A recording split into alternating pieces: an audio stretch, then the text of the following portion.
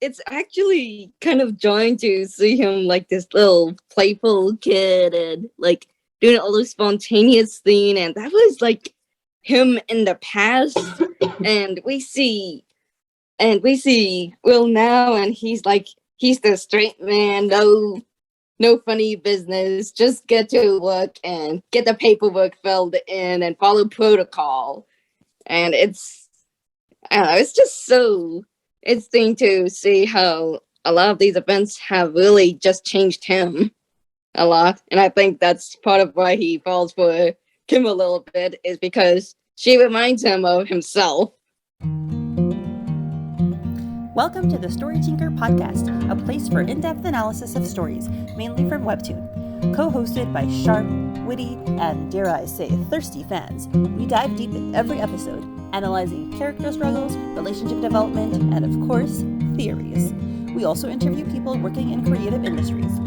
You can follow the Story Tinker on YouTube, podcast platforms, and social media.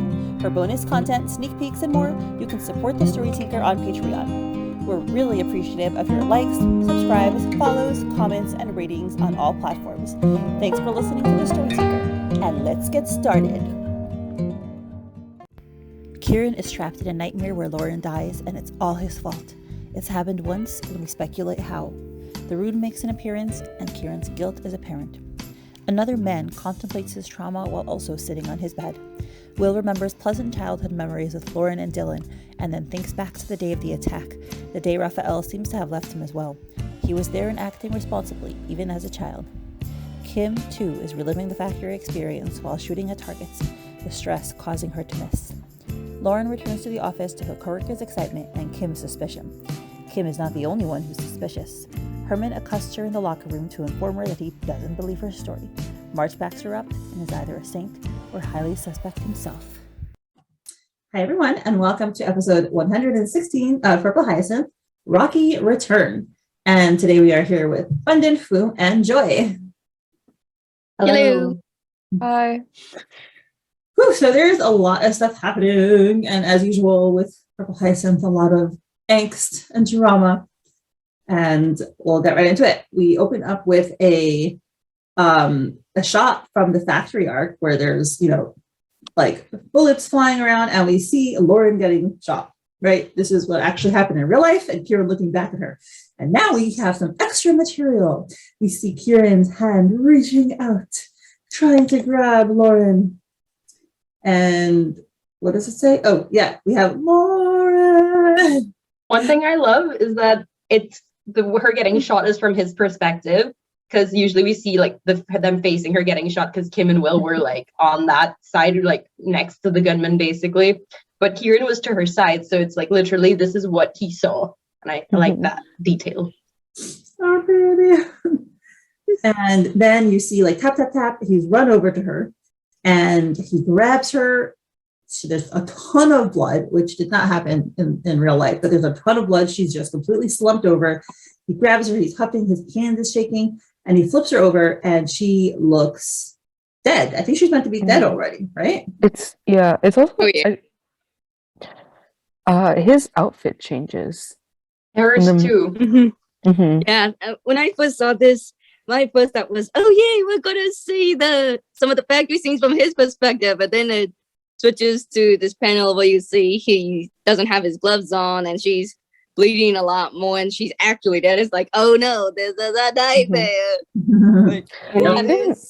I didn't notice how much Lauren's outfit changes, because like for me, I feel like I could still see like her vest, but like her hat is definitely gone, and so is her mask, as well as Kieran. And for Kieran, I'm like 70% sure that his like coat changes, because I don't remember like him having the little like shirt cuffs sticking out of it. I must confess, I did not notice the outfits. I love him, but I don't know that much. He's also missing his gloves now, and so is she, I think. So we see the purpose of that later, at least for him. But also, if you look at her, you see like these white silhouettes of the symbol that we saw from 112, and they're kind of like over her face and stuff. So Yeah. And additionally, her eyes are sorry, Minnie, I did not mean to interrupt you. yeah, Sorry. So some people pointed this out on FS, but she also has gray eyes. And who else? And it's not usually like her dead eyes look in episode 23. We see that I thought first. She has a darker golden, but because I was like, oh, it's just trying to portray that she's dead, but yeah, but like who does have gray eyes that would look pretty dark gray if they were dead? Yeah, boy Dylan, Oh, I didn't even think of that. Like, yeah, I was about to just chalk it up to some John error, but if it's what we're all thinking. Or the protectee has like plain gray eyes like this. Maybe. Yeah. Like little brother, perhaps. But he's like totally aghast. He's his forehead becomes dark. He leans towards her, he puts his hand towards her cheek, and we see that symbol again, and then his hand comes away and it's full of blood. And we have a close-up of him, and then he says, oh my god, it's so emotional. He leans down, he breaks down, and he bends over, and he's just like, his head is on the floor, and he's like, I'm sorry, Lorian, not you too. And once again we have that rune, and he says, and then Lauren kind of like whispered, she's like, a better person, but it's not enough. And he's just completely broken. It's like that expression on his face, and he thinks, oh my god, sorry, I just noticed something else that I've not seen anyone talk about. Sorry, Mindy, please continue. On Lauren's neck is a handprint. Oh yeah, which we haven't seen since I noticed 65. this. Yeah, I did not notice that before. I've only read this episode through once. I was like, I read that last night, and I was like, I can wait to the podcast to read this again. I was just like, even though he didn't pull the trigger that hurt her, he feels like he's put her in this situation, which is probably similar to like what happened to the person from his past, which hurts. Yeah. I kind of wonder though, like the imagery of blood being on his hand signifies like a lot of like guilt, especially when it comes to murder. So I wonder if it's like, Kieran believes that, he is accountable for the protectee's death, or whether like the dude actually killed him, and like, or not the dude actually killed the protectee, but like Kieran actually killed him, whatever, It would be because I was thinking about like this moment, like, like was Kieran like actually responsible for the death? Like, was he the one who actually, did pull the trigger per se, or like did like slice their neck or whatever? Because in the last episode, we saw Kieran bring up the proposal to Bella that she would be the one ordered to kill Darcy. Like, not just that, like, I'm pretty sure this happened. Like, not just that, like, another assassin was the one to have, like, they'll be the one to be sent to kill Darcy. Like, that she herself was going to be the one ordered to do it. And, like, because Bella and Kieran are both, like, they're both aware of the protect. Like, Kieran, of course, is aware of the protectee. Bella is aware of the protectee. After she says like what happened, and how she says like, oh, I haven't seen you this protective over someone since ... So like I wonder, like when Kieran was making those statements to Bella, he was speaking from like, personal history, right? And he's like, and he was like asking Bella what would she do if she were in the situation that he was in however long ago, Oop, you are excellent at your job of making us all very, very angsty. And then I'm excellent at bringing Bella into episodes where she isn't relevant. Always. Sorry, Bundin. I keep cutting you off. I'm so sorry. No, you're good. You're good. My thing is, I think it could be I think I mentioned this last week as well. It could be a parallel to Lauren and her guilt that she feels, right? But manifested in maybe a different way, because her guilt manifests in like obsessively trying to figure out what happened, blaming herself, all of that. And Kieran could potentially, like, we don't know whether or not he was like the one to be forced to kill or like whatever, but maybe we could see that maybe because of an action of his or a perceived action of his, this person that he cared about got killed. So I just want to know if it's like just a similar thing where it's like he can't let go of that because he feels personally responsible for it, and that's why he keeps pushing and why he's been so patient and all that stuff to get to this point of revenge, basically. I mean, like, if the protectee is Dylan, like, props to like him for giving both, Lauren and Kieran enough trauma to last like 10 years and more. Through no fault of his own. Sad. Joy, what do you think about Kieran's guilt? I'm pretty much on par with everyone here. Like, so I think it's kind of endless. I'm kind of going between. I think a lot of it is, for some reason, I'm thinking it might be more likely if he like did something like there was some previous episode where it shows. I think it was like a younger him telling someone run or whatever. So, like, and I think I wrote a theory about this once where I think he was trying to help someone escape and they somehow were killed and he had gotten punished for it because there's always this undercurrent of mistrust towards him specifically. And the Phantom Sight, the past few episodes shows that literally everyone gives him the side eye. So. Oh, that might have been me. I wrote a big thing on the Discord last night. So. Oh.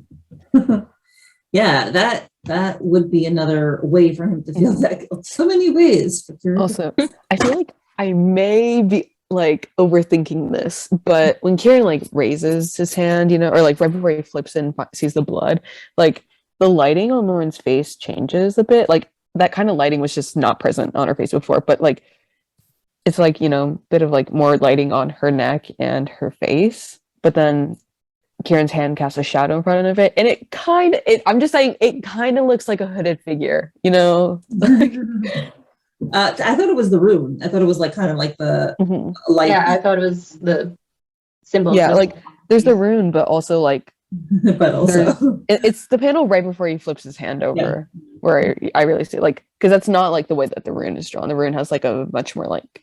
I mean, it does look like it's the shadow of his hand, kind of, right? Because see, like the bump where like his yeah, but also like 2 fingers. That lighting there that goes over his hand and goes over Lauren's face. Like if you look at the episode, or not the episode, the couple panels above it, like that lighting's just not on her face there. So I'm probably overthinking it. Yeah. But I'm just saying, kind of weird, you know. Listen, we have to offer as many theories as possible on this podcast. This is what our job is. So. Mindy, be careful with that. We end up with 3-hour podcasts. Yeah. So then he thinks to himself, we hear like a narration. You thought it'd be enough. And by the way, I just want to say the music here. There's music and it's great and it's wonderful. Or I mean, it's horrible and tragic, but whatever. And you thought it'd be enough, but you made a mistake. And you see him standing there. It looks like a figure of him. And then Kieran kind of turns around and looks at him. It looks like it's himself. Yeah. But like an earlier. I'm assuming that's kind of himself telling himself. And he says, it was a test, poor fool. And he's walking. And Kieran is just like yelling, completely agitated. He's like, no, wait. And he reaches out to, I guess, his former self, looks back at Lauren, who is completely dead, basically, at this point, and thinks it will never be enough. Just his face, like, when we see Kieran like show emotion in this series, I think it hits me really hard because so often we just see him either just like focused on his job or being like, you know, his charming self, or just acting, you know, casually, maybe his like flirtiness, whatever. We rarely see him lose it. No, I mean, we've seen him lose it before in like other contexts, but this is like more seeing him break down almost as a person, and it just is it's really jarring to see a character that we usually assume has like they solve everything and they always stay on top of what they set out to do, and then to see them just kind of fall apart and give into emotion is really like hard to see. And we see more of that like later down in this chapter as well with other characters, and it's just I don't know, it hits really hard to me. It's such a contrast from like the Kieran that we first met when you go back to, you know, the earlier episodes. So I think as readers, we always knew that this character has a heart because, you know, we're meant to like him, blah, blah, blah. But in the beginning, he just portrays himself as completely unemotional and cynical. And now, like 116 episodes in, we see his heart, and he's such a caring person, and he has so much emotion and passion. And this is exactly what we all knew all along, and now we just have proof. Mhm.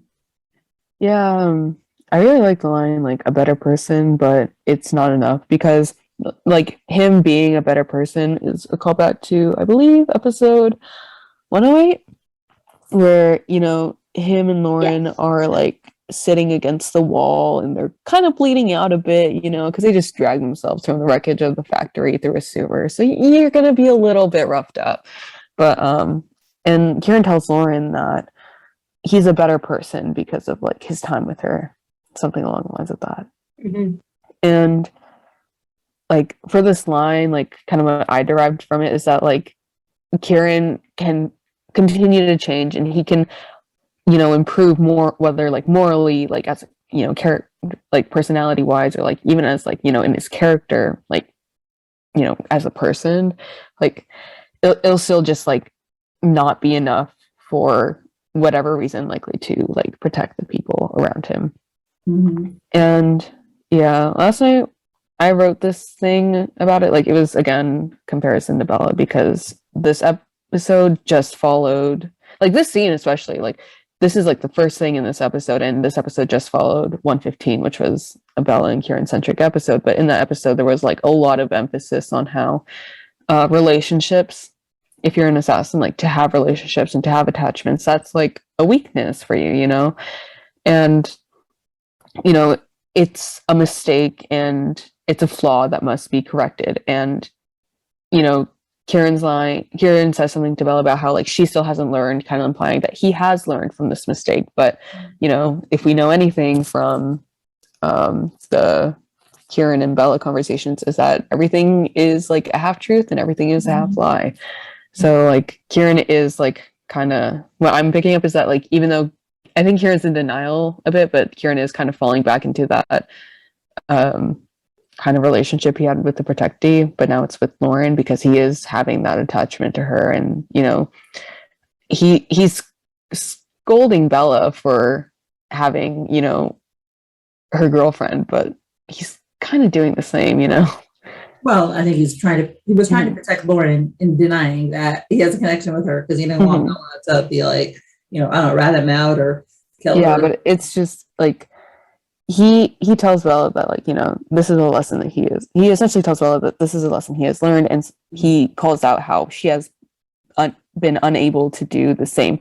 However, Kieran has also not fully like moved on from, you know, this person from his past, and you know he's kind of just in the repeat cycle of it again. Poor baby. And So- now, oh sorry, go on. Sorry. One more thing. I think I'm kind of curious about that line. It was a test pour. Oh, yeah. Was that? Is that another like callback from his past as well, which kind of lends to that theory of maybe he was the one to have been directly responsible for this person's death or whatever. Like is that like some past memory, or that's supposed to be, or is that supposed to like apply to this present situation? And if so, how would it be a test?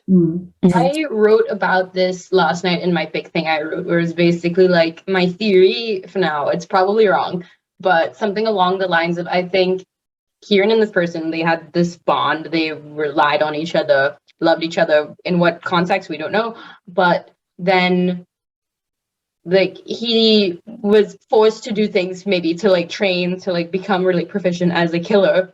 And they used that person as leverage over him. Maybe they saw Kieran as like the more promising option. We don't know, right? Because even Bella said he was the promising new recruit when they first met.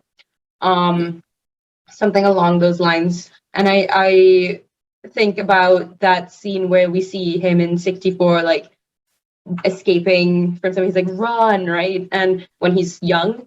And I sort of think, what if he and this person tried to escape but were caught, and the person paid the price for it, and that's sort of what set Kieran on this path to become an assassin, why he killed part of the reason why he goes off to kill Chandelier Man, again, we don't know, something along those lines. But he is kind of like Fwoot said, he's kind of been like, okay, I'm never gonna let a person be held over me like that again. And he thinks, like, however long it's been since then, that he's got a control over that. So when he makes this deal with Lauren, he thinks that he can, they've got these rules and he's not gonna care about her. He has his goals, she has hers. Keep it professional, keep it out of their lives, and then they'll get through with it. But then we obviously know that that's not what happens, and they do form an attachment unwillingly, but they do.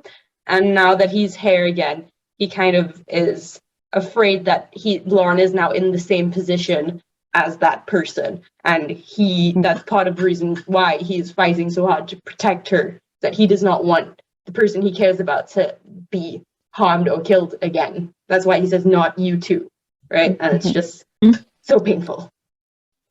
Yeah. I'm sorry, Mindy, you can go.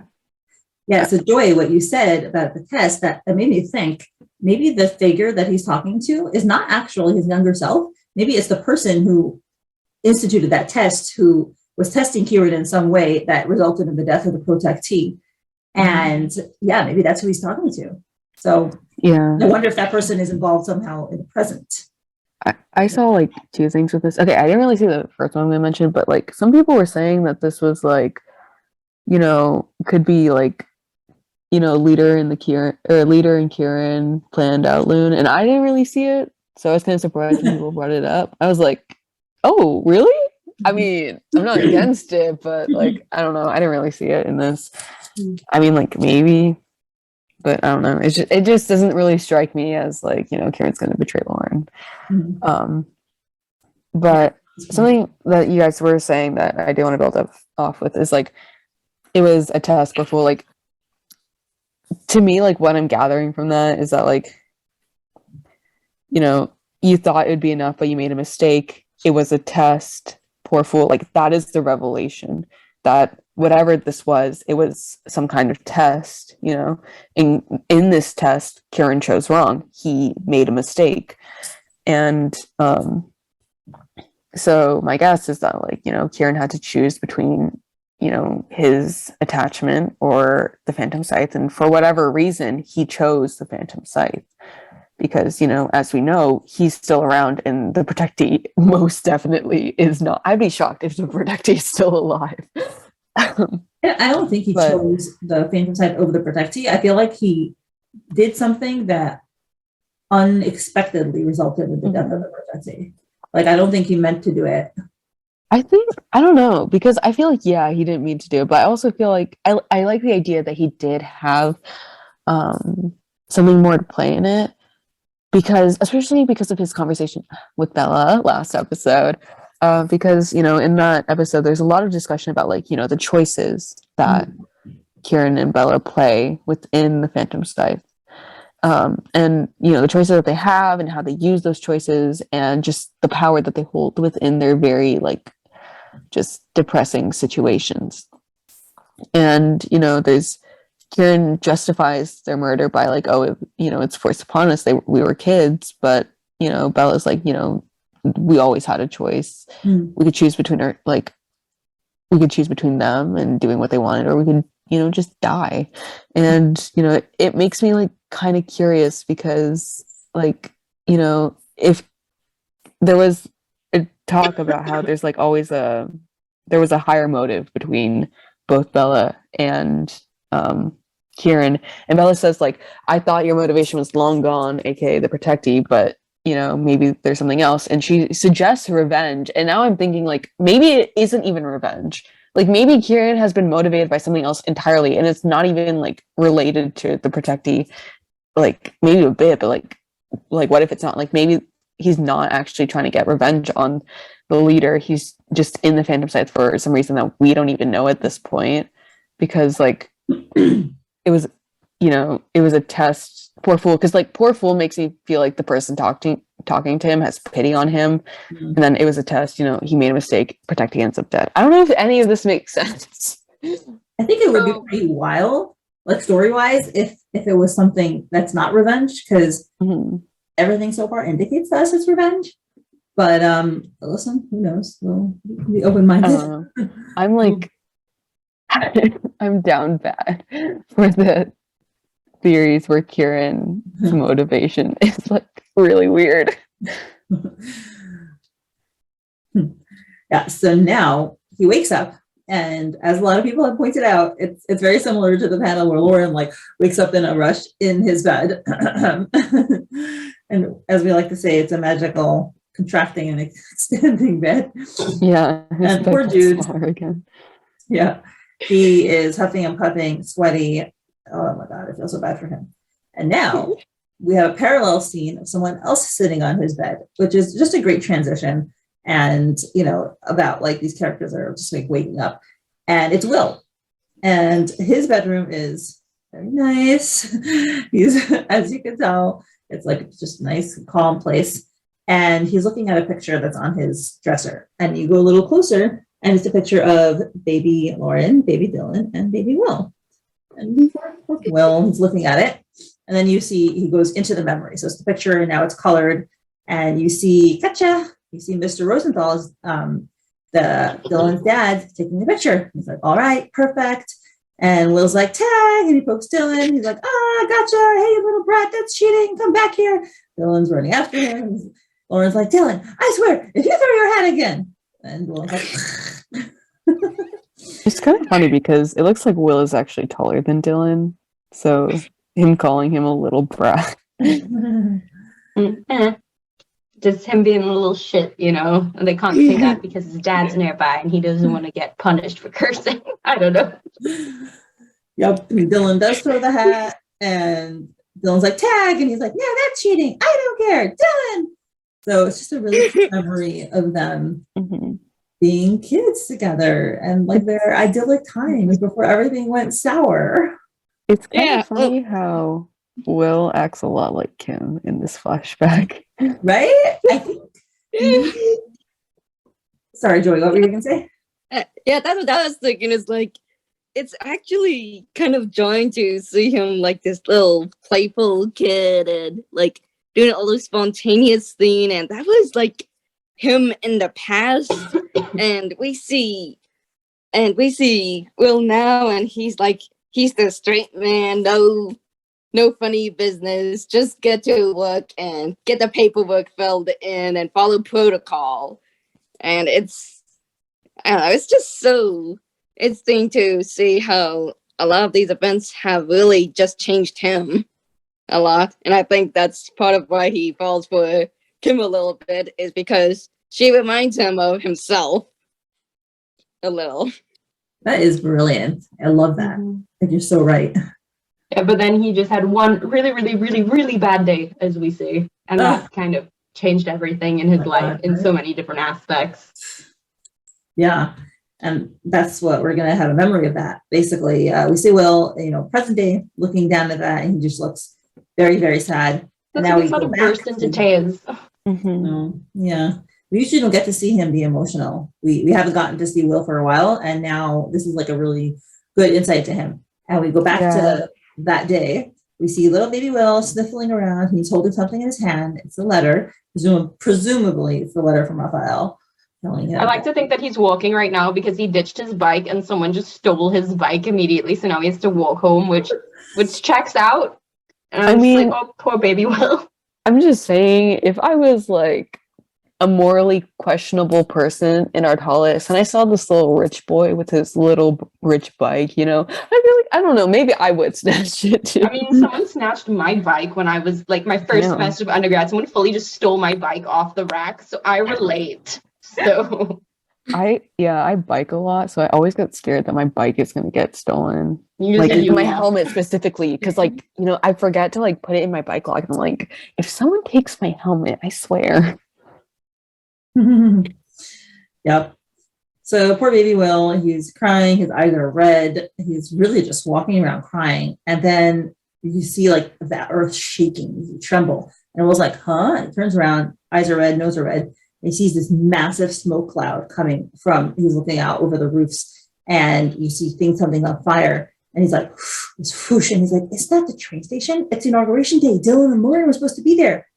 And then you see the Artalis train station, you see a police officer saying, everyone stand back, it's too dangerous. You hear screaming, you see the debris, a bunch of people are behind the yellow tape, and they're like, what happened? And everyone stand back. And little Will pushes his way through the people, comes out, and sees this like scene of destruction and chaos. People are running away from the explosion, the fire, and you have like this, memory that we've already seen before, that we saw like a couple of chapters ago, with him looking at Lauren running, and he's like, "Is that?" And you see little Lauren leaning down, and he's like, "Lauren!" Jumps through the tape, like, "Hey, kid!" He runs. Again, lots of fire. And he reaches her, touches her back, and he's like, "Lauren, are you okay?" She's sobbing. He's like, hey, it's okay. I'm here now. Which, baby Will, already a comforter. Look at that guy. Just man already, like, no man, boy, literally, he's like, what, 13 here, right? He sees this like fireball. He's already had just a really emotional day, but drops all that because he's like, my friends, runs off, sees this destruction, all this traumatic like stuff around him, but then sees his friend like in the middle of the destruction, and all he thinks about is just going after her.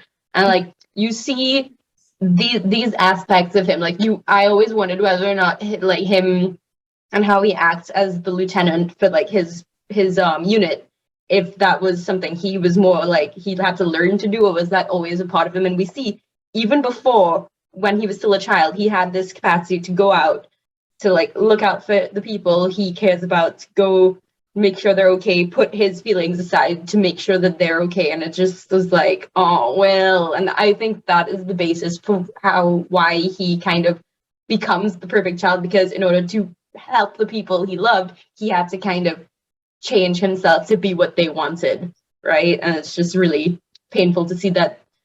Like, in a good aspect of it is that he's caring and he really wants to help people, but the bad aspect of that is that he doesn't really help himself a lot because of it. And this is one of the like earliest times in his life that we see that of him.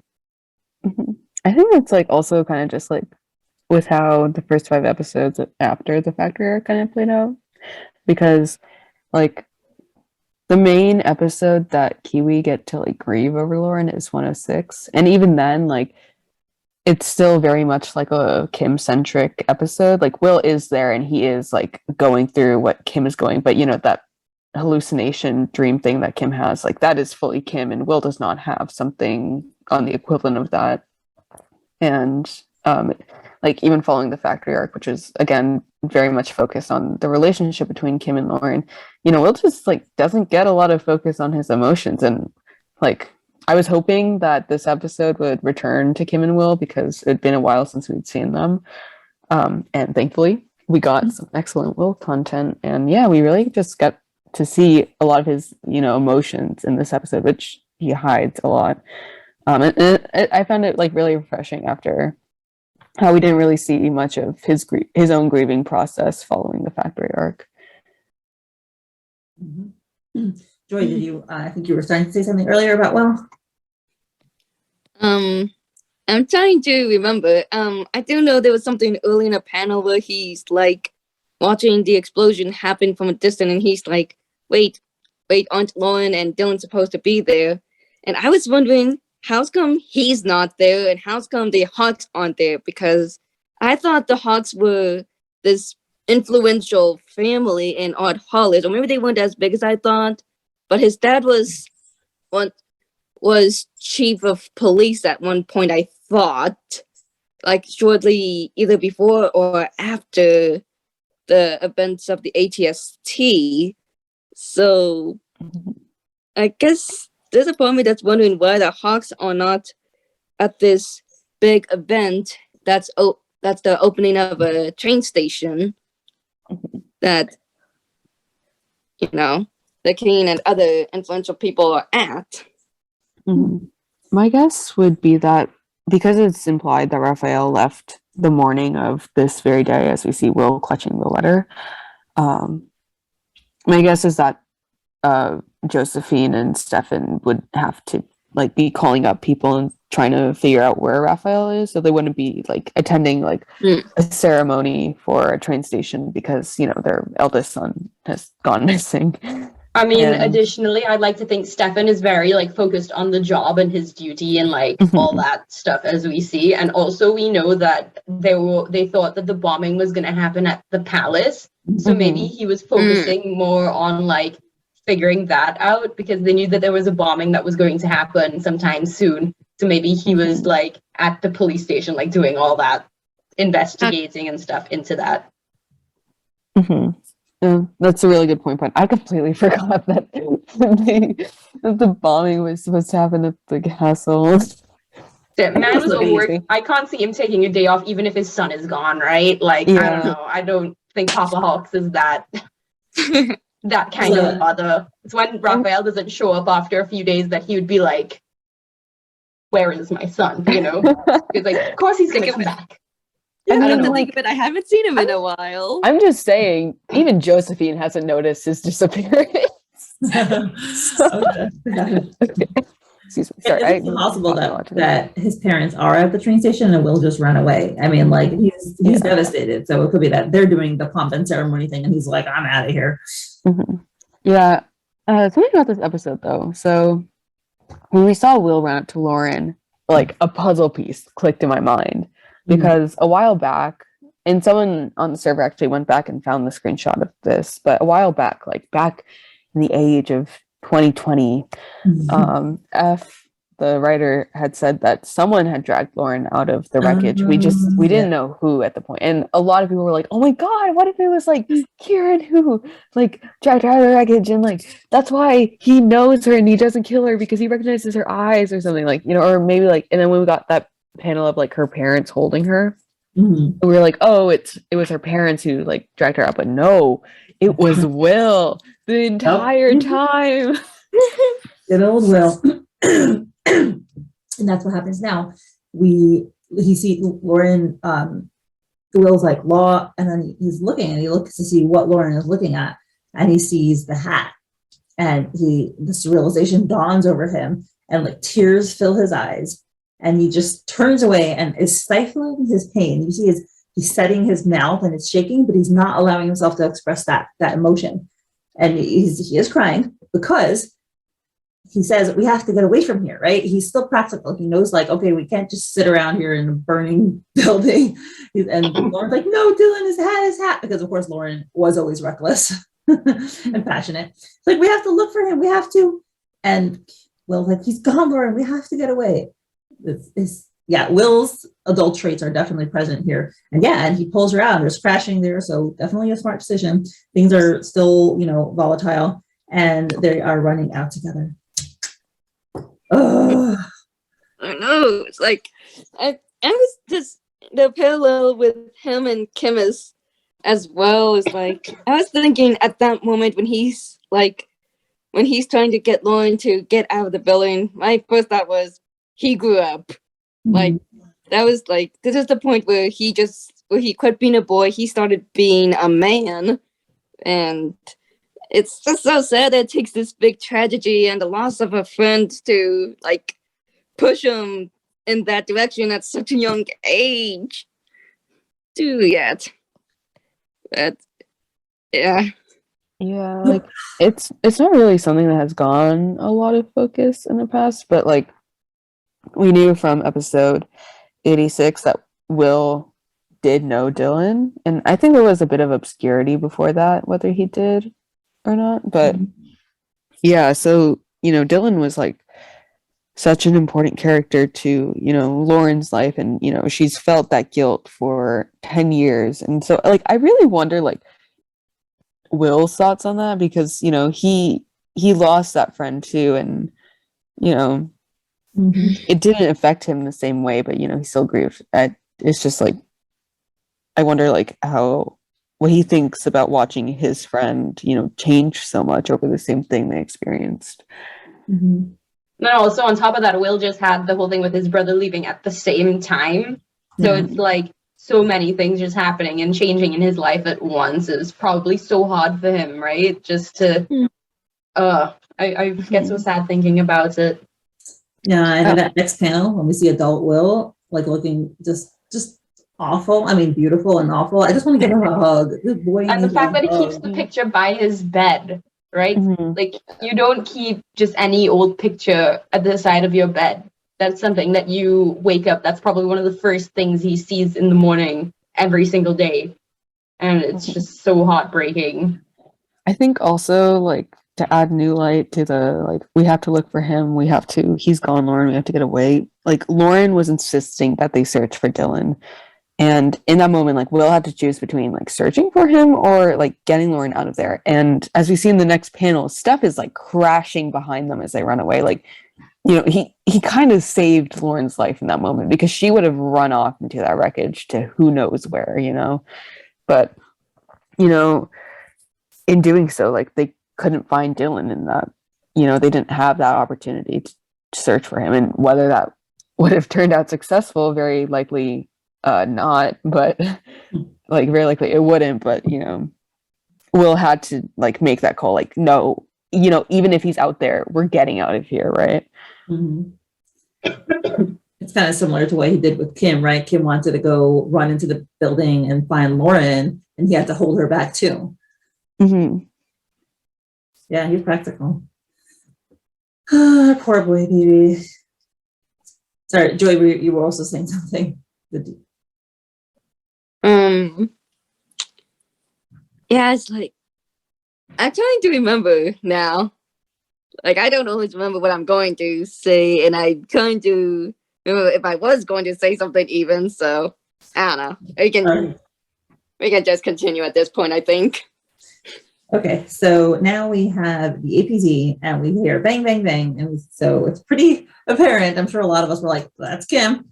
And we see her looking dead set, pistol, you know, great angle, just right in the center. And she is shooting, and she is sharpshooting. We have a lot of images of her shooting, and it's just like bang, bang, bang, bang, bang. She is dead set. It looks like, obviously, this is how she takes out her frustration. She is extremely exact, straight in the center. And meanwhile, she's flashing back to the image we've already seen, Lauren coming towards her, kind of like half zombie Lauren. She's continuing to shoot. Lauren looks up. It goes back and forth between the two of them. Kim is getting progressively more nervous and sweaty. And we see Lauren coughing blood and falling to the ground. And Kim is just like, really, like, the panel goes like reverse image, just like a sketch on white, because she's very, very stressed out. And finally we see, like, shake. And you see that she has completely missed the targets. Like, I don't know if I'm assuming it wasn't deliberate. She's just gone up and down, but, like, she's no longer in the center because she was so distraught over her memories. Did you guys interpret that way as well? Basically. Yeah, I mean, and she probably feels, you know, as she's shooting, she probably feels, again, like, guilt, like she's the one who did it, and, like, shooting Lauren. Yeah, I feel like she's at the shooting range right now doing this, just kind of be like, if I just keep doing this, it'll get it out of my head, like, you know, repetition, just to kind of get back into the groove of, like, I don't want to think about shooting my friend every time I shoot a gun. I need to use my gun. So she's just kind of doing trial by fire, basically, just keep putting herself through it to kind of get used to it, get it out of her mind, maybe, so that she can move on. But that's not what's going to help her to move on, obviously. Well, it's rewriting memories. And actually, that is kind of, I think, a pretty standard way of getting over, you know, a trauma or whatever, is exposure therapy, right? So she has negative memories associated with shooting. So if she has to build new memories that are, like, positive and neutral. But yeah, she's constantly thinking about Lauren. So I don't know. Yeah, and that's how that ends. She's just huffing and puffing, and that's just showing you the effect that everyone has a lot of fallout from this. Kieran, Will, Kim. I think not something that they can just pass by. Yeah, seeing all of these characters having internal, like, trauma for it, I think in that way, sort of wrapping up the factory arc quickly was good, because it's not wrapped up yet, because we're still feeling the ripple effects of everybody's actions and their reactions to it throughout. We're probably going to keep experiencing that for a significant portion of this season. So in a way, sort of wrapping up the actual them being there quickly gives us the space to, like, now process it and kind of allow us to examine the ramifications of the whole thing and have it not feel like, okay, well, if this kind of dragged on and then we had all of like the dealing with it after, it would have felt almost tedious that we're not moving on from this. So in a way, ending it quickly and then having them just have to deal with it after allows us as the readers to kind of feel like at least we're moving forward at a faster rate, perhaps. I definitely agree with that, but I still like disagree a bit on it. And I know like I have been like pretty like argumentative about this, but like because I think I don't know, I was talking about it with a couple people last night about like the pacing of the factory arc, because now that like non-fast pass has gone into episode 111 and sorry, the pacing after the factory arc, and like I do agree that like it was better like that it did wrap up, like it wasn't like dragged on for like 20 episodes or something, but I still feel like 5 is too short, especially given how like Will only had that one episode and then he got reunited with Lauren, and even in that one episode 106, he wasn't like the focus of that episode. And we've gotten a lot of time to see how Lauren like has processed Dylan's death and how she grieves over that, but when we didn't really see much of how Will has grieved in the past, and now we're seeing it, which is great. But also like in the moment, now that when he thought that Lauren was dead, we didn't get to see much of his grief. And I think also like 107, 108, 109 of those 5 episodes between 106 and 111, those are all Lauren episodes. They're between Lauren and Dylan, or Lauren and Kieran. And so it kind of just like there wasn't a lot of time for Kiwi, I think, to develop and like just explore how they were feeling after the factory arc, because there was time for like Lockie to kind of process it, and like Lauren definitely like she goes through like different stages. She has that flashback with Dylan, and that motivates her to get out, and then they spend Lockie spends a bit of time figuring out what the hell they're gonna do. But with Kiwi, we see Kim go to therapy, and that's the only thing we get in between 106 before they're reunited with Lauren. And so I still think that like that was a bit rushed, and I think just letting that suspense simmer a bit more, because like losing your best friend is a pretty big plot development. Like even if she's not actually dead, to them she is, like Lauren was dead to Kiwi for a bit. And so I think just kind of like building on that suspense, especially given how like bombastic, like, I don't know, is bombastic the right word? It was just the first thing that came to mind, because bombs, but like because of how like intense 107 was, just especially with like Lauren and Kieran's talk about like how they were happy like that they were dying with each other, and how like Kiwi watched Lauren explode. I think you could let that simmer a bit more. But yeah, I do agree. Like I do like the exploration of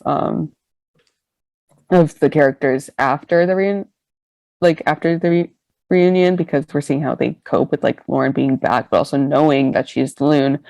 I still think that like we didn't fully get to see what they were like without Lauren, but now she's back, so we don't really get that opportunity. Yeah, so speaking of Lauren being back, that is what is happening. We're at the APD. Kim is coming down the hallway where Will is leaning against the wall outside, looking inside the office, and Lauren is there surrounded by a gaggle of officers and staff members. They're like, Lauren, it's so good to see you. Well, they're kind of on the outside right now. They're looking a little suspiciously, a little aloofly, because they know something that everyone else doesn't know. And they just, we see Lauren, she's smiling, and Will says to Kim, I don't think she's ready to be back yet, neither physically nor mentally. And Kim agrees, I don't think so either. That kind of event haunts you. And Kim's like, doesn't say anything. Basically, you're like, yeah. She's thinking, they're all haunted, obviously, not just Lauren. I kind of wonder if Kim resents Lauren a bit, because like her face here isn't very telling, and I'm kind of like concerned a bit, because like she did arrest Lauren in the factory arc, and like she knew she should have known like the stakes would have what would have happened, if that arrest had gone through. Like it probably, if the arrest was successful, Lauren probably would have been assassinated by the Phantom Scythe. When the spies in the APD found out. But yeah, like Kim, I've characterized Kim as being selfish in the factory, which isn't bad. It's just like, a flaw, and and so like I wonder if she's kind of like going through that resentment that led her to arresting Lauren in the first place in the factory arc, and whether she still like sees some of that. And I don't really think she's fully forgiven Lauren at first. Like I think in 111 she was caught up in like, oh my god, she's alive, but now that she's had more time to think about it, she's like, Lauren still did a lot of shit behind our backs.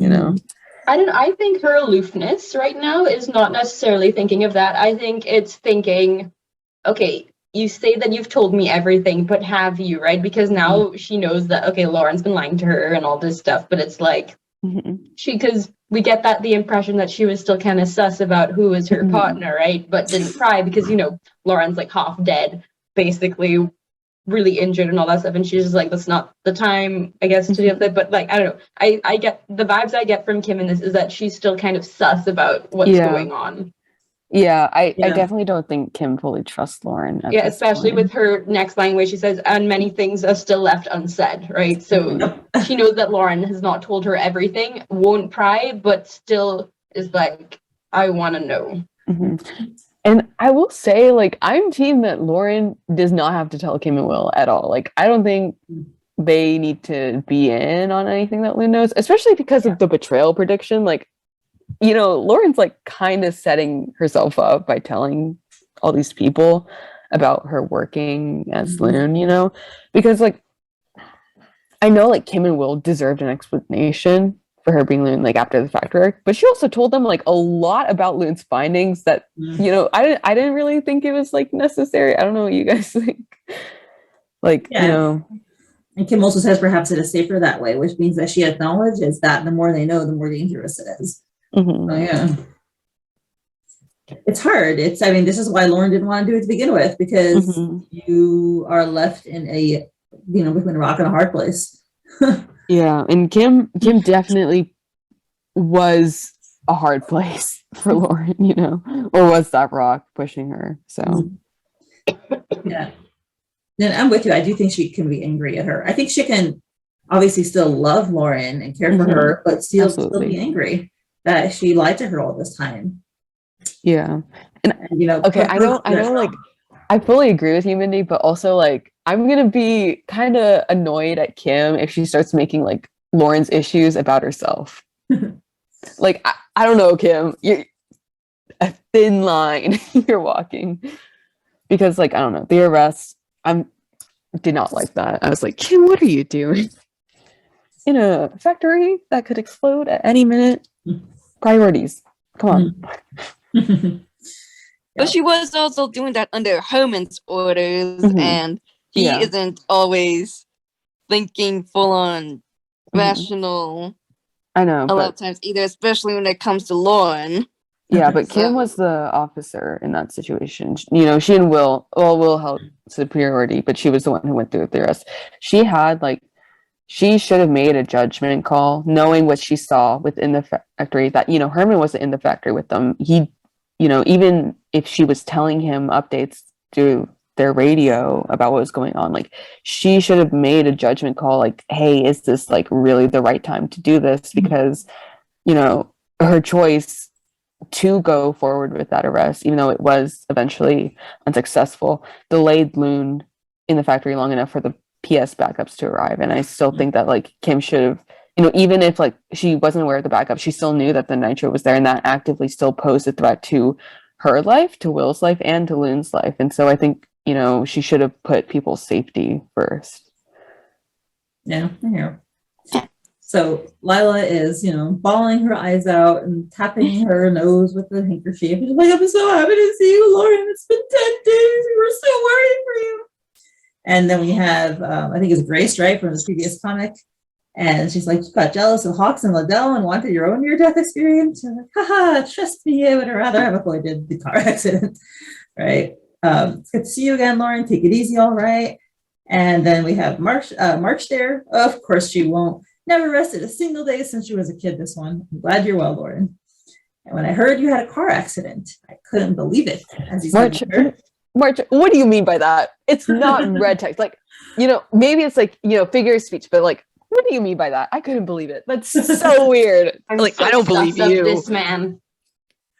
Well, he could say that without being sus. He just doesn't believe that she was in a car accident. That doesn't mean he's PS or anything. No, but I've been sus of this man for so long, since before season 2 ended, since we learned about his wife and his daughter who died like vaguely, right? Like, okay, we know the daughter died like of illness, I think, but the wife died vaguely from the criminals who've been running this city for too long or whatever. And I'm just like, that you didn't say royal, you didn't say the fan society, you didn't say whoever. It could be who you perceive as people who are doing all that. I don't know. I'm just so sus of March. Yeah, so and sus of the way March is like always so protective of Lauren around Hermann, right? Like, I'm like, because okay, we'll get into this later too, but I kind of like agree with Hermann most of the time. It's like when he made that arrest call, I was like, you dumb bitch. But most of the times I'm like, yeah, I kind of like agree with Hermann a lot of the times when it comes to Lauren.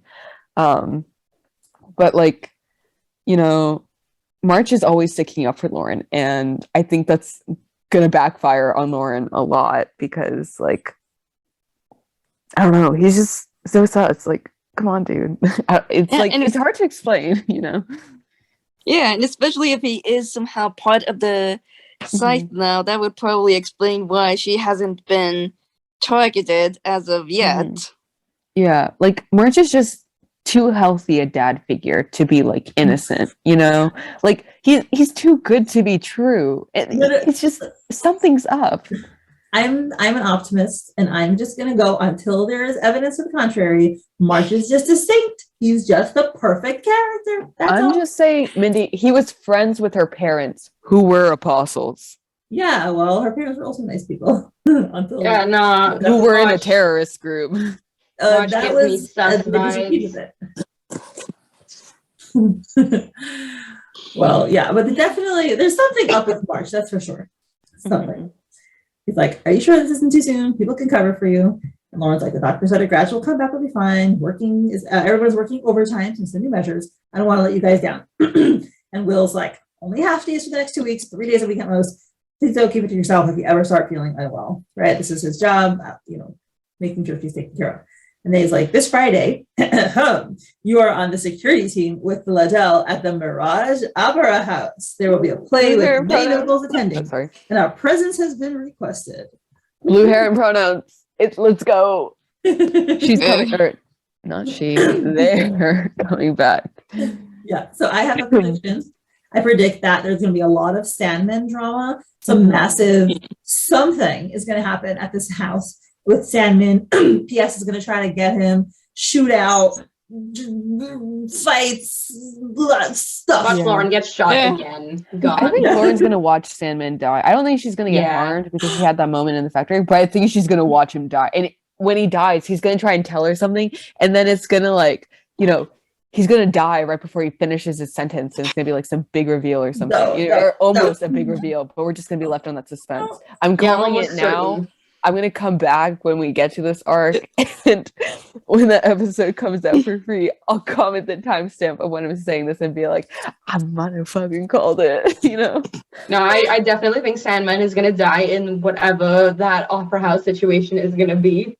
Because, we've seen him avoid assassination twice at this point. Like, rule of threes, and then also just he can pass off his contacts and whoever he's been working with to Lauren at that point, hand over what he's been working on to her potentially. Oh my god, I just realized, what if because Kieran has that thing where he's gonna get a new mission soon, and there's been some speculation that Sandman. What if Kieran is sent to go kill Sandman, and maybe even Bella's involved, and it kind of and Lauren's there as because she's APD, because and Sandman's there, and then blue hair and pronouns is there, and then it all comes together in some climax, where they're all. The apostle said he has a big assignment to make up for Loon's death. Opera House. Opera House. No assassin has worked so far to kill Sandman, so send the best. Have Kieran redeem himself in their eyes. Help his image. And what if Sandman looks him in the eyes and he's just like, okay, Oh no. Yeah. Oh my god. No, Oh, but the Bundin, peak with the chandelier man.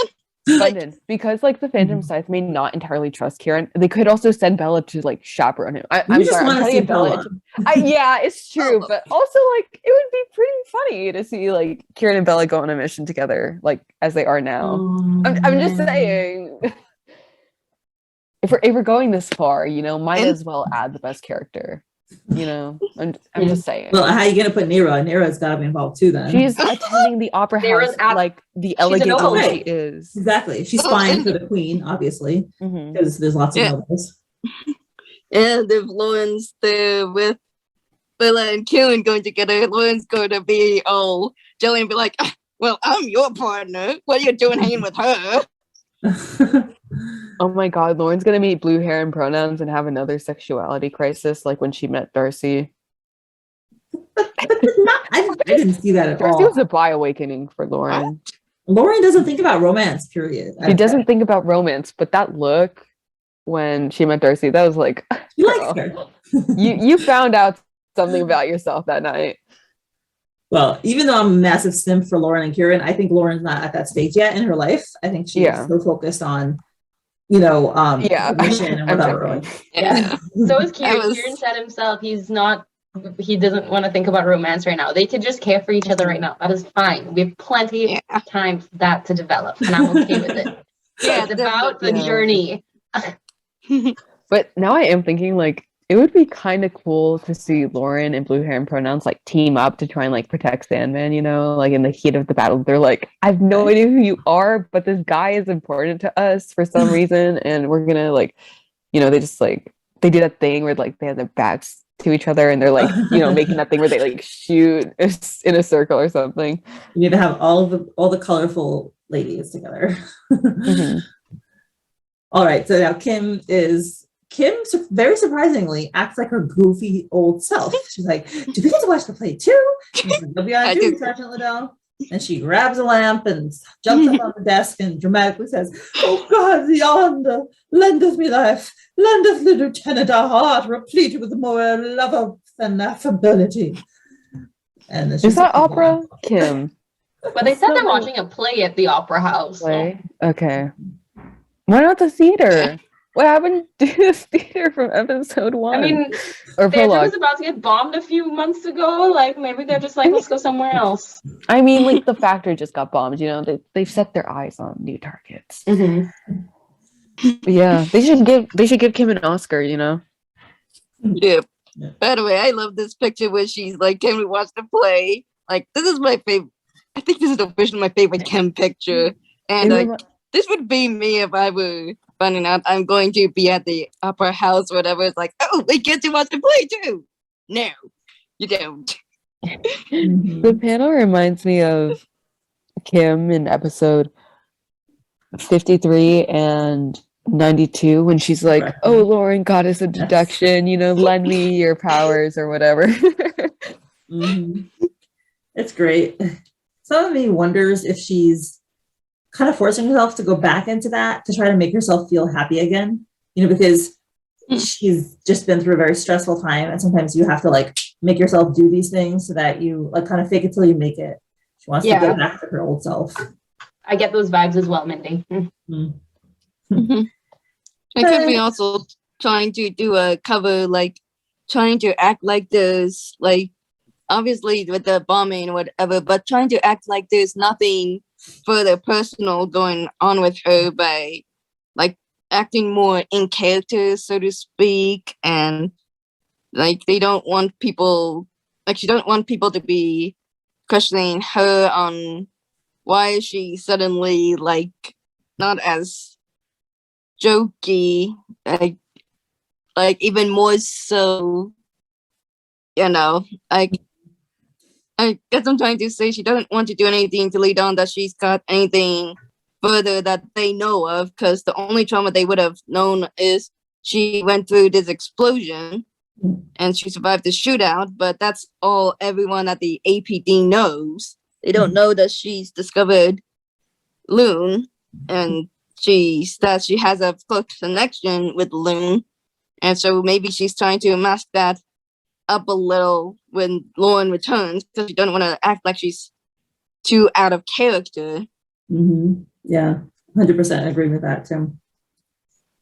So Will's like, get to work, Liddell. And Lauren says, speaking of patrol, I'm going to go get ready. And she thinks to herself, they've been acting normal, yet the mood in the office feels off. Maybe it's because Grumpy Cat isn't back yet.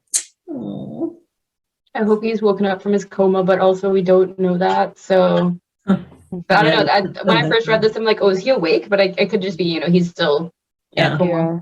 My favorite joke or like headcanon thing about Grumpy Cat is that like he'll come back from his coma and then find out that he's on a paid leave, like paid medical leave, you know, and he'll be like, I'm out, and he goes back into his coma.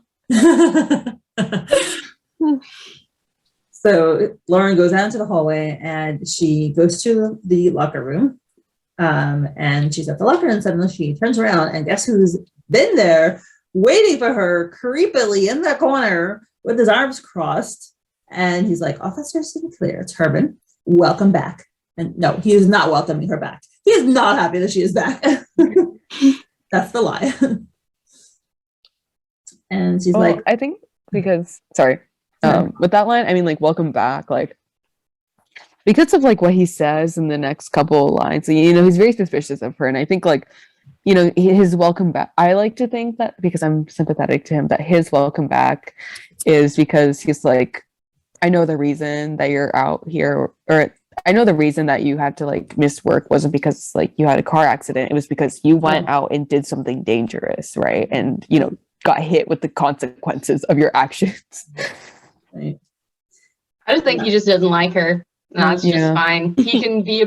It's like him and Marge to me is like the Snape and Quirrell of this story, right? We don't like Snape, and Snape doesn't like Harry, but is still like, you know, working toward good. And Quirrell, he's just like, oh, he's just this chill guy, he's a little weird, whatever. And then it turns out, oh no, he's got Voldemort on the back of his head, right? Oh no, that's what you think of March. I'm so sad. I mean, we've never seen him without the hat. Who knows, right? But I digress. Hermann frustrates me a bit because, as I said earlier, like, I tend to, like, agree with, like, a lot of, like, his broader ideas, you know, like, I agree with, like, you know, the accountability he held Lauren to after her incident with Sake, and like I kind of just like, I'm like, yeah, your suspicion of her is somewhat justified, and I often find myself, you know, like kind of like defending him. And like this episode, I left a comment on this episode where I was like, yeah, I definitely like agree with Hermann here, but yeah, like I'll get to this later, but I feel like Hermann gets a little like unnecessarily antagonized, both by like, you know, the reader base and by the story, because I'm like, maybe it's just like to twist it, like, oh, he was good all along, but like Hermann continuously brings up like valid points, but then gets hit by like a portrayal of him being like overly antagonistic, and so, you know, any point he would ever make gets kind of drowned out by how hateable he is. I mean, you can be a good person at heart, but still be an asshole as well. Yeah, right? but like, you know, you're less likely to be nuanced about a character if they're just a jerk all the time. Well, that's on us. We have to be, you know, the ones who are like, you know, can see past the personality part to like the decisions. Yeah, and that's why I hope that like Purple Hyacinth will have a moment where it's like, yeah, Hermann's kind of been right this like for almost the entire time, and I really hope that moment happens. Every time, I know every time Hermann is a little bit meaner, I'm like, you know, holding on for my life. I'm like, oh my god, I don't know. Yeah, so let's see what he tells. He's like, oh, how are you feeling since your car accident? He's so suspicious. And Lauren narrows her eyes and she's like, feeling much better, sir. He says, that's good. Which, by the way, that was not a lie. Okay. And she can't sense her own lies. What? Oh, wait, you're talking about that's good. Okay, never mind. Right. I thought you were commenting on what she was saying. And then he says in the lie, truly regrettable what happened, because he doesn't believe it happened. Yeah. And they're like, what were the odds for it to happen on the same night as the explosion? And Lauren's like, I'm sorry, I couldn't answer the call for backup. So she doesn't answer his question about how likely it was. She just, apologizes. And he says, yes, it is unfortunate that you, again, doesn't believe her, so it's a lie.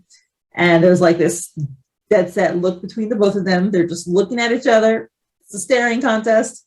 And then he says, what's more unfortunate is that I do not believe you. But see, he's straight out. He's, he's direct. Yeah. That's and I liked that in Hermann. Like, he doesn't really hide a lot of his intentions, I think. Like, like, it is kind of like clear what he's going for here. Like, because I don't believe he's Phantom Side. I think, that would be just a red herring. But like Hermann, he's direct in what he's trying to get out of Lauren. Like, he's like, yo, you are really bad at hiding the fact that you are lewd, right? But yeah, like I like Hermann, and I hate when he's really mean.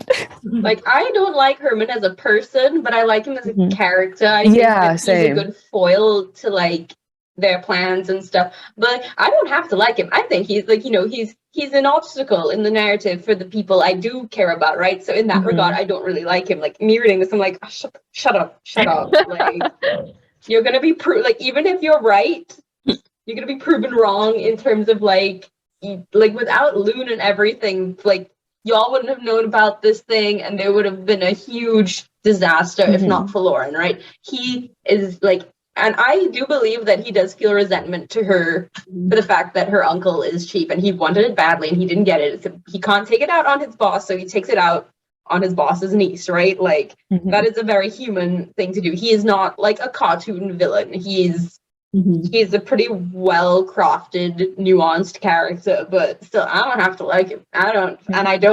So, but it's just... I think the Snape analogy is actually perfect, because Snape was mean. He was very mean to Harry while doing the right thing all along, Yeah, exactly. But like, with Snape, though, they kind of just like redeemed him last moment, and I really hope that doesn't happen with Hermann. Like, I hope he has like a transition where it's like, you really like dislike him, but then you're like slowly, you really start to agree with him, but in part that's really going to be how the narrative portrays him, because even if like we're able to make these conclusions on our own using what the narrative has given us, while the narrative still antagonizes Hermann a lot, like, in general, not everyone is going to be as analytical towards a character that's a jerk most of the time. And so like, that's what we're here for. I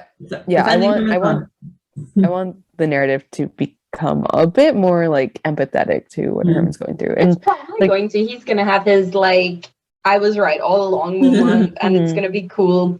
But also, still, I don't have to like him still, and I'm probably not going to. Yeah, of course. You don't have to like him, but I just hope that, like, the narrative gives him that chance. They're setting up for that for sure, I think. Like, I don't think we can, like, not expect that. And, like, the whole thing with, like, Snape was redeemed in the end. He's redeemed in the end in the text. I still think he's a dick, and I still don't like him, because he's still an asshole to Harry for 7 years. I think that's true. I think Zach liked Hermann because of personal reasons. Like, he protected him because of Lily, and he was doing the right thing. But I think emotionally, he felt a lot of anger towards Harry because of a lot of the interaction with his dad, with James. So I think that is a lot like Hermann. Yeah, with Hermann though, like, I always feel like the excuse, or not the excuse, but like the explanation for his dislike to Lauren, that that it's because he got slighted of the promotion. I always felt like that was like, just a cover up for something else, like they're trying to make us believe one thing when in actuality it's the other. Because like, yeah, Hermann's really harsh on Lauren, but she's also part of a vigilante duo. And, you can't keep people like that accountable. And Hermann, just knowing Lauren's history with dealing with phantoms, with dealing with the phantom scythe, right, with stake, he can't, as an officer, right, her actions, whether as Loon or not, reflect those of the APD. And as someone who he does have control over, because he's in the boss of everyone in the APD, but as someone who he is closer to just professionally, he does have more of a, like, he can hold her accountable to her actions, because but as Loon, when she's a police officer, because as Loon, he can't, and I think that accountability is something that Loon kind of does need, because like, even though Loon has done a lot of great things and the police are like definitely in their debt, their methods are still kind of like questionable. I mean, like, they rely on threats of violence. They like kidnap people in their own homes and like tie them to chairs. Like, that's not very ethical, Well, yeah, it's a little bit of PS methods. But anyway, he tells her, I don't believe that accident. You're visibly injured. You've got records going to the hospital, but I don't believe your little tale. And she's like, what? And he continues, fortunately for you, your uncle is backing you up. And the king's right hand is conveniently corroborating his story. So there's nothing that can be done about it. It's apparently the truth for now. And he's coming closer to her, and now they have a face off. And Lauren, you just focus on Lauren's hand. She like twitches a little, and she starts saying, saying something. And then who comes in at that moment? Ta-da! March. He's like, well, what's going on here? Convenient. And I really like following them. I really like how Hermann brings up Lauren's uncle and godfather. And I said, I commented this under the episode, and I think it kind of just says it best. Like, okay, Hermann's a bitch, but I kind of agree with him. The only reason Lauren has gone this far devoid of serious professional consequences is because she has her uncle and godfather as her benefactors to give her a cover story. Any other officer in her position would not have those privileges, but because she comes from wealth and has wealthy connections, she can get away with murder. By get away with murder, I mean like as a figure of speech, not that she's actually murdered someone. Yeah, sure. That's how life works, and that's how it is here in Talos too. And I think that's like why Hermann is partly so much harder on Lauren, because even Tristan has like offered her a way out, before, instead of keeping her that accountability. Because like in episode 46, I'm going out on a limb here, I think it's 46. Right? In episode 46, Tristan's like, I can give you your spot back, right? And Lauren's like, no, I have to bear the consequences of my actions, right? And I think, those consequences are brought on by Hermann, and it's Hermann being the one who keeps Lauren accountable and not her uncle. Her uncle literally like gives her a get out of jail free card while she's knocked unconscious. And, the difference is that Lauren doesn't take advantage of it. Kieran's the one who kind of triggers uncle and godfather, come help me out. I don't think Lauren would have gone for that, right? Definitely not Lauren's fault in that situation, but it's still like Tristan is still helping her out. And Hermann recognizes that Tristan uses his position to help Lauren out. And, he doesn't know how Lauren might, abuse that power. And it's funny, but because she wouldn't by choice abuse it, but he doesn't know that. And all that stuff. Yeah, that's what gives us so much more nuance. Yeah. Because he assumes that like, because he doesn't really know the full story. Like he just thinks that like he knows that he doesn't believe Lauren, and he knows that she's hiding something, and that her family helped her out with it. Her wealthy, rich, privileged family. And so I think, if you're like the head of, a police precinct, and, this is going on, you're like, yeah, it's probably a good idea to crack down on it a bit before other people start abusing their wealthy connections to get away with some very illegal things. Right. Yeah, it's a big theme. So March comes in and he's like, what's going on? And Hermann lies and says, I was wishing Officer Sinclair a smoother recovery and return to work. By the look on, and March is like, by the look on her face, I'm sure she's appreciating the welcome back. Okay, they're all just lying their butts off. And then he says, let's hope she gets back to full function quickly. We need all our officers in these trying times, which is true. So it's good. He has the job. He wants to get his job done. He's all about doing that and getting, keeping people safe and doing it right. And March is like, for God's sake, Hermann, she's injured. She's already been back before she should be. No need to be more unfair to her. And it focuses on his eyes. It's kind of like a little bit threatening, a little bit. Do you think?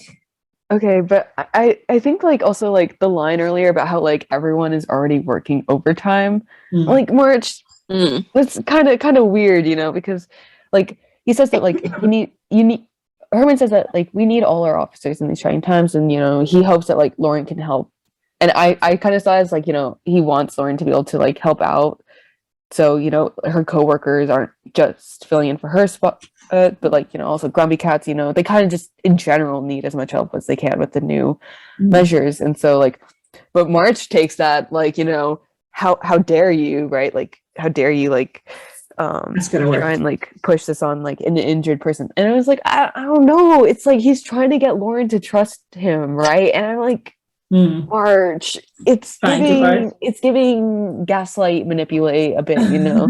Like, where did you learn this? Was it something that starts with a P and ends with an E? You know, I'm just saying. Ends in a thumb size.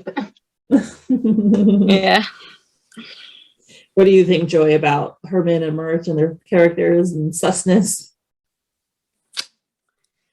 Yeah, I think there's definitely something sus about March. The thing is, Herman is right that they are short on manpower, that they can use all the help they can get. And I guess one thing that I have thought about is no one really knows how much the police go through, especially through times of crisis. Like, they just deserve a whole lot of respect that they are willing to put themselves out there, and they literally stretch themselves so thin, and a lot of times thinner than they can stretch themselves. And a lot of the disrespect that they get is just so sad, but you know, because they just go through so much, and and they do generally want to serve their communities overall. But yeah, like Herman is kind of, I think I do have a boss that's sort of like that, where people kind of perceive him as a bit of a jerk, but he's efficient. He gets it done. So. Yep. And Herman's like, of course, far be it for me to do so. Why? What did he mean by that?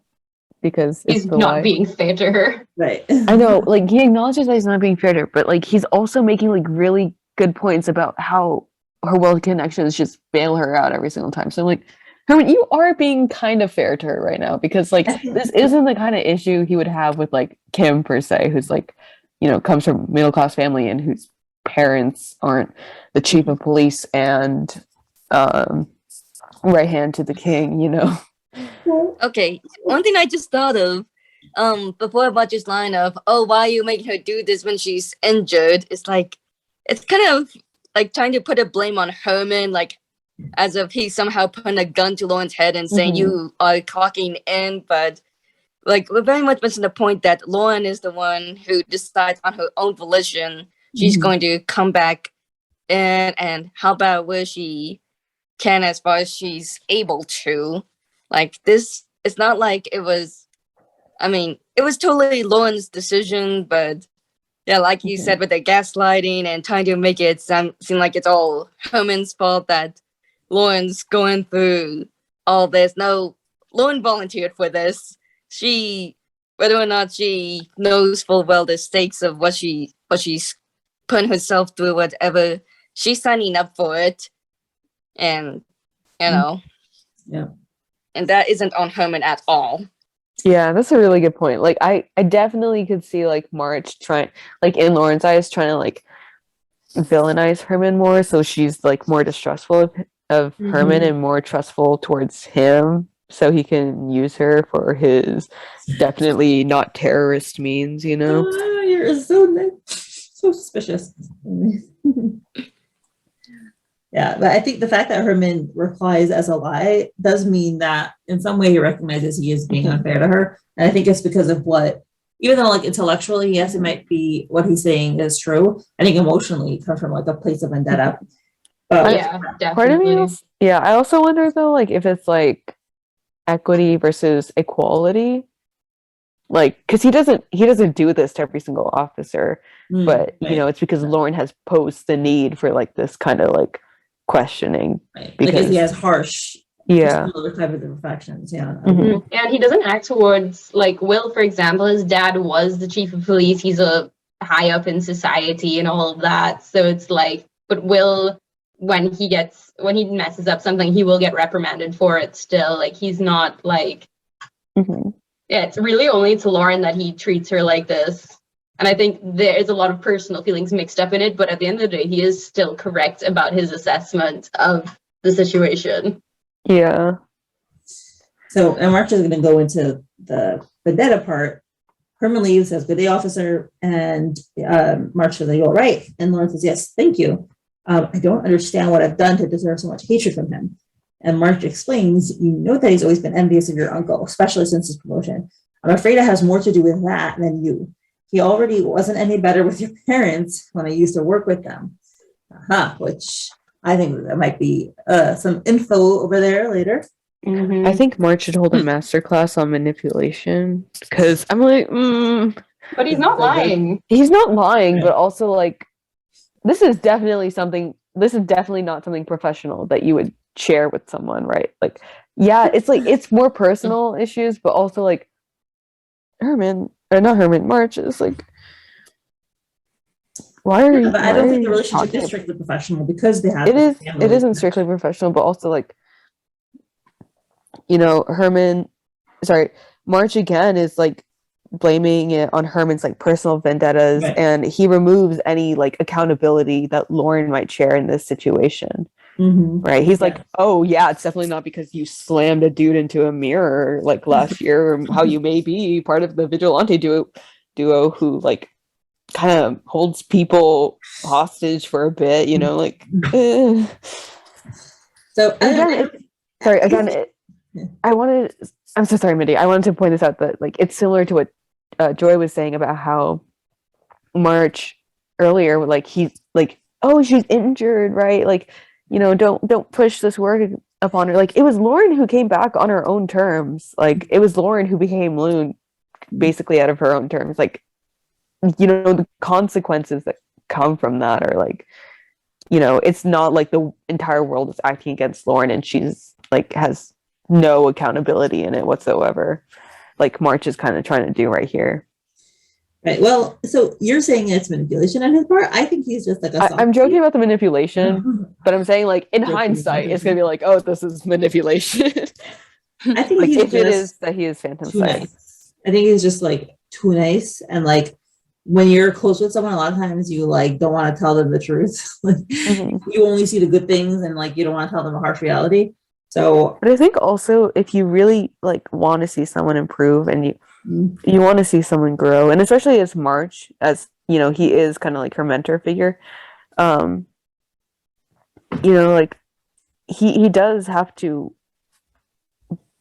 admit that Lauren has flaws, and you know, he has to recognize like Lauren's own agency in these different situations. In, you know, if he does want to like help her become a better person, he does have to, you know, point that out to her, that like, hey, you know, not everything that you're doing right now is great, because like if no one really calls Lauren out on it, then like she's never going to realize that, you know, something is a bad thing, or that she is deserving of some kind of accountability, right?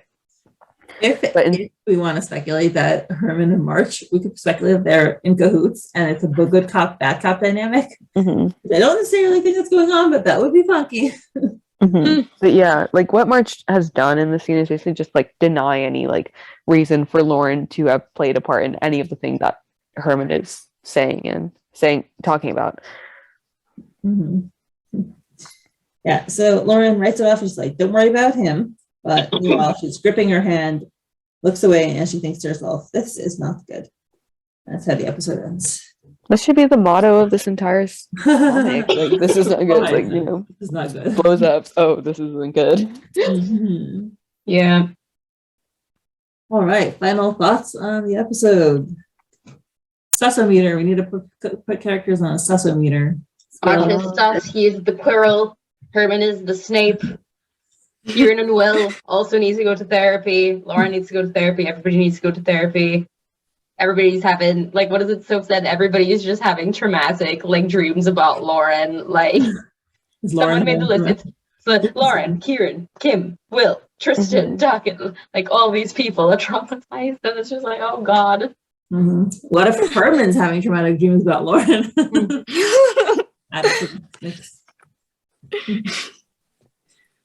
Yeah, I think there was a lot of really good character exploration in this episode. Like, a lot of our side characters really got to shine, and we really got to see what they were like. And it's kind of refreshing because we seem to pretty much only always see everything from Lauren's point of view and through Lauren's filter. And that doesn't ever really get us a chance to get to know some of these other characters on a deeper level. So, like, some of their struggles, like some hints of their past, and even with the last section, like digging a little more into like Hermann, Lauren, March dynamic, finding out a lot more about that. That's been really interesting.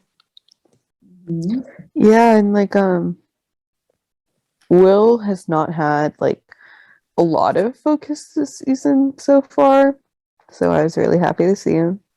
You know, and of course, seeing Kieran's soft, mushy, wonderful, sensitive heart.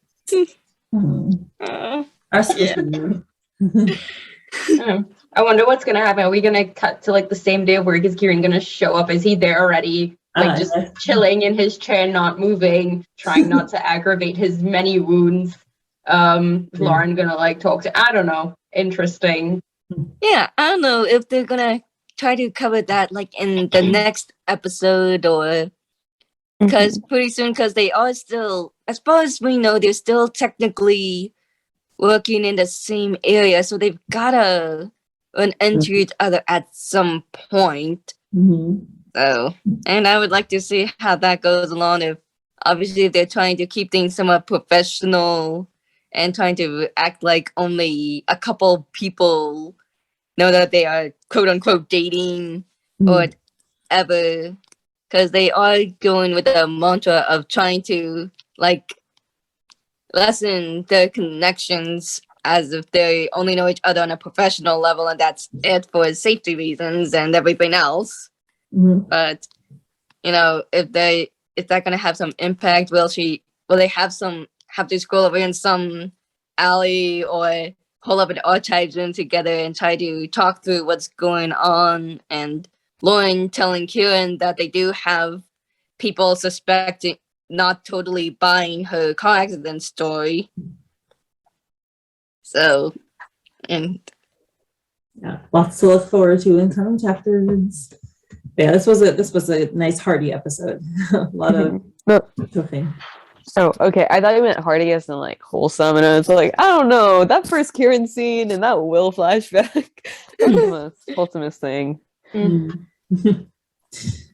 All right. Well, thank you so much for being on the podcast. It was a great discussion. As always, thank you, Bundin, Fwoot, and Joy for coming on. Thank you for having us again. Yep. Awesome. Have a fun week. Bye. Good night. Have a wonderful week. Yes. Bye. Thank you to my current patrons: Susie, Leah Lipris, Lily, Jenny, Molly, Veronica, Emily, Joe Rochelle, Saucy Toggles, Meg, Anne Rose, Priya, Alexa, Misty, Joanne, Patty, Milda, Esther, I'm Watching People, Taurus, Papa Seed, Marie, Emily, Jean, Jen, Erin, Kay, Lily, Beckett, Duranda, Christine, Sadie, Kelly, Daniel, Teresa, Mrs. Castaldo, Kaylee, and Jen. Your support is truly appreciated.